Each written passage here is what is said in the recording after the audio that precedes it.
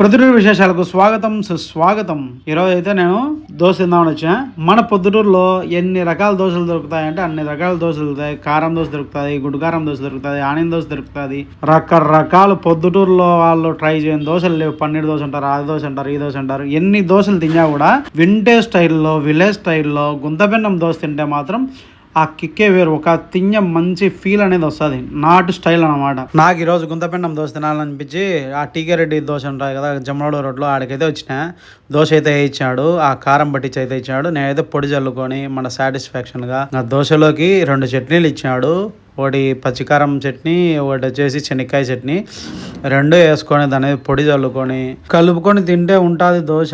సూపర్గా ఉంటుంది. వీళ్ళ దగ్గర చట్నీ మాత్రం మోస్ట్ యూనిక్ ఉంటుంది. బట్ టేస్ట్ ఆ శనక్కాయ చట్నీ ఎవరు కాపీ చేయలేరు, ఆ పచ్చికారం చట్నీ ఎవరు కాపీ చేయలేరు. దోశ వేస్తున్నారు చూడండి, మొత్తం రైలు పెట్టలు పెట్టినట్టు పెట్టినారు బాయిలు.